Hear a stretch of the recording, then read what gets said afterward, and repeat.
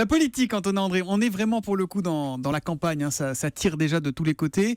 Et l'événement de la semaine, ça va être la déclaration de candidature de Nicolas Sarkozy à la primaire et donc à la présidentielle.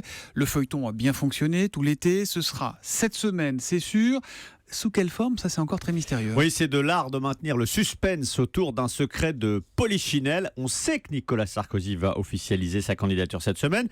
On ne sait pas comment, sous quelle forme et à quel moment précis il joue sur l'effet de surprise. Alors, ce que je peux vous dire, c'est qu'il se déclarera avant son premier meeting de candidat prévu jeudi à Château-Renard. Ça ne sera pas pendant le meeting, Voilà, ce sera pas pendant le meeting, ce sera avant.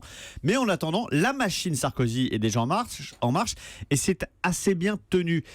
Vous avez remarqué certainement ces derniers jours, il y a un ralliement par jour pour Nicolas Sarkozy. Éric Woerth vendredi, Gérald Darmanin samedi, Christian Estrosi hier. Dans quelques minutes sur Europe 1, je vous mets un billet que Christian Jacob sera aussi un rallié à Nicolas Sarkozy. Christian Jacob qui est un copéiste historique et qui va être l'invité de Jean-Pierre Elkabbach tout à l'heure. En tout cas, je le pressens. Donc vous dites qu'il va jouer Sarkozy. Je pense. Qui sont ces personnalités?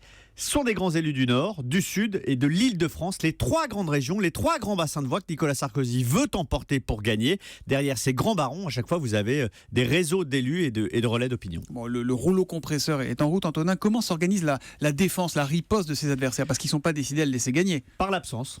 En dehors de Bruno Le Maire qui poursuit sa tournée des plages, on va lui faire un peu de retape. Aujourd'hui, il sera à Canet en Roussillon. Alain Juppé et François Fillon, eux, sont en vacances. Donc le terrain est totalement dégagé par Nicolas Sarkozy qui bénéficie aussi d'un bon calendrier puisque c'est la semaine de rentrée du gouvernement.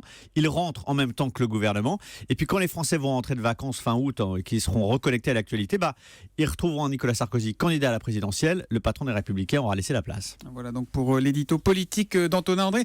Vous restez avec nous, Antonin, puisque dans un instant, vous allez nous raconter les coulisses du livre qui fait l'événement politique de la rentrée. C'est celui que vous co-signez avec Karim Rissouli. Ça s'appelle Conversation privée avec le président. Et c'est vrai qu'il vous a beaucoup parlé, le chef de l'État.